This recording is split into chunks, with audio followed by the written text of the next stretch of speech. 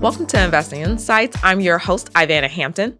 Stubborn inflation or the Federal Reserve's next interest rate move can weigh on investors' minds, yet you shouldn't let worry keep you from staying invested, since the market can always find something to worry about. Instead, it could be an opportunity to shore up your portfolio with downside protection, because there's no telling when the next sell-off might be.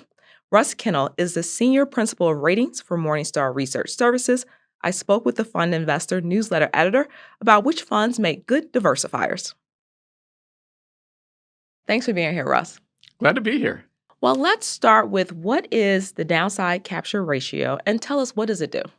Yeah, it's kind of a wonky phrase, but what it means is how much of market downside a fund is captured. So if the S&P loses 20% and a fund loses 20% at the same time, then it's got 100% downside capture because it captured 100% of the market's downside.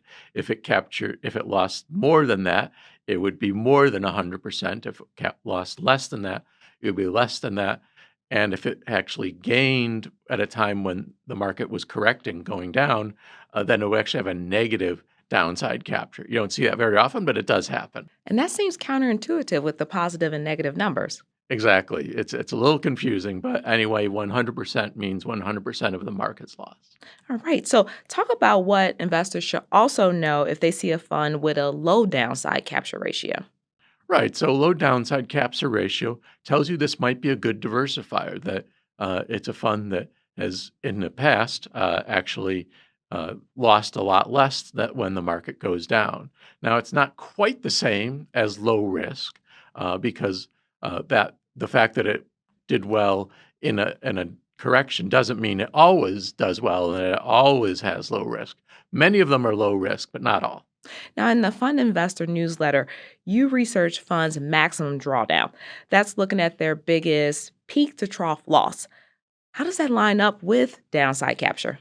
Right. I did that as sort of a reality check to illustrate that most of the time those two things are related, but not always. So max drawdown is how much did a fund lose peak to trough regardless of the time. So it's not telling you about how it's synced up with the market, but just what has its downside been historically.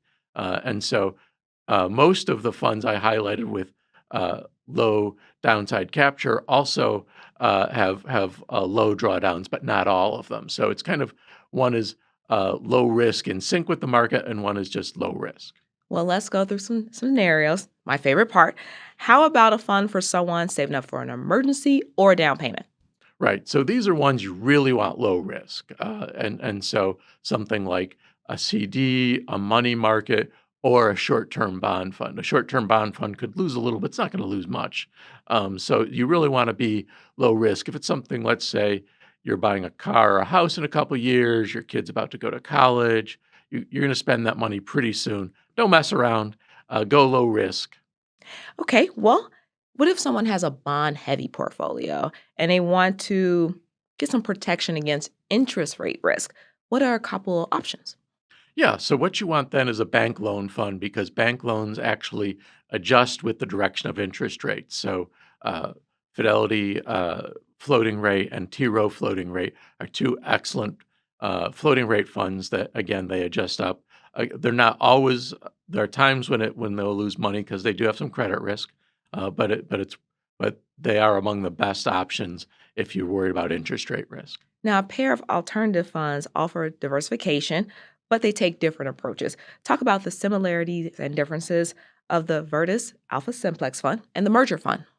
That's right. So two totally different funds, though they both have some nice diversification values. So Virtus Simplex is a fund that is very complicated, and it uses models to do a lot of trend chasing in hundreds of markets.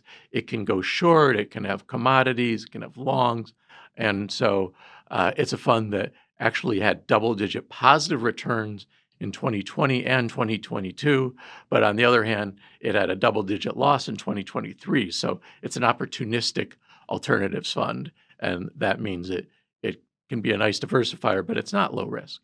And then merger fund is lower risk because what it's doing is arbitrage. So let's say company A announces it wants to buy company B. So they invest in company B and they short company A, meaning if the deal goes through, they make a modest profit. And if the deal doesn't, then they lose some money. But in any case, that arbitrage opportunity is totally unrelated to the market. And so it's kind of a steady but fairly low return vehicle. So two very different vehicles. And can you give a quick explanation of what arbitrage is? Yeah, so your arbitrage means you're trying to capture one difference by going long one thing and short another thing. So in other words, if a deal goes through, that's going to be good for the target, but it's going to be bad for the buyer because the buyer is now spending all that money that people might have wanted to do something else with. So in this case, you're shorting the buyer and you're long the acquisition target because let's say a deal is announced at $20 a share.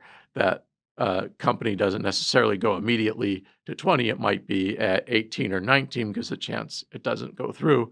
Occasionally, it'll actually go over 20 because maybe people think there's a bidding war that's going to happen. But anyway, generally it's below that, and that's where the merger fund steps in and says, we think this deal will close, so we're going to buy it, but we're going to short the other company so that we're hedging our risk. Thank you for that.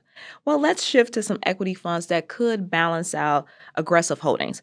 You identified a couple of large blend funds, good for retirees or anyone looking to preserve capital. What are those funds and how did they pull it off? Yeah, so now we're moving into areas where these are long equity funds, so they actually do have a lot of the market's upside and downside. So it's not as much of a diversifier as the other ones we talked about, but still useful in dialing down your overall portfolio risk. So one fund I like is Vanguard Global Minimum Volatility, which, as the name says, has so invests in lower volatility stocks. It also hedges most of the currency risk, which is a big source of volatility in global funds. Another one I like is Vanguard Dividend Growth, which, because it's looking for dividend growers, that leads it to high-quality names. And high-quality names are kind of defensive, so if there's a recession, these names tend to hold up really well. On the other hand, in a big rally like we had in 2024, they tend to lag somewhat. But again, very nice defensive characteristics with a portfolio like that. And a trio of large value funds play defense well. One of them has earned a Morningstar medalist rating of gold. What makes these three funds stand out? Yeah, so they're all kind of defensive in nature, and they're looking for cheap stocks, but also kind of think about absolute returns. So First Eagle Overseas is a fund we've liked for a long time that's defensive. They'll buy a little gold. Invesco Dividend Income is another one. Unlike the Dividend Growth Fund I mentioned, this is a little more income-oriented, and that makes it more of a value fund. But again, it's done a nice job of managing the downside. The third value fund is Tweedy Brown International Value, which is a very diversified but very disciplined value investor. So again, that value discipline helps to reduce the risk a little bit. Gotcha. So, any noteworthy mentions outside of large blend and large value that could serve as a good diversifier, in your opinion? Yeah, small value is a nice place, especially we've had such a large growth dominated market that I like small value as a good diversifier. And returns have been unexciting lately, but still, I think they're good diversifiers. One of my longtime favorites is Royce Small Cap Special, run by Charlie Dreyfus and friends. They're real accounting mavens who really dig into the accounting to look for any issues and look for clean balance sheets, good accounting. It tends to be a very nice defensive fund. And do you own that one? I do own that fund. Got Thank you it. for asking. Oh, for sure. So, if investors are interested in minimal or no risk, how can they get zero downside? Yeah, well, that's a trick, and one issue there is you might not keep up with inflation, but if you want zero risk, we're talking about CDs, money market funds, uh, ultra short-term bond funds have a tiny amount of risk, but almost zero. So those are all very low risk areas, and of course, the relationship that has also means very low returns. So you have to accept low returns, but you're getting low risk. Well, Russ, thank you for coming to the table and talking about some good diversifiers for our portfolio. You're welcome. That wraps up this week's episode. Here are two reminders. Sign up for the Fund Investor newsletter at newsletters.morningstar.com or click the link in the show notes. Also, subscribe to Morningstar's YouTube channel. Thanks for watching and making this show part of your day. I want to recognize senior video producer Jake Van Kersen, associate multimedia editor Jessica Bevel, and digital communication specialist Kumudini Davala for helping to put this show together. Thanks, guys. I'm Ivana Hampton, lead multimedia editor at Morningstar. Take care.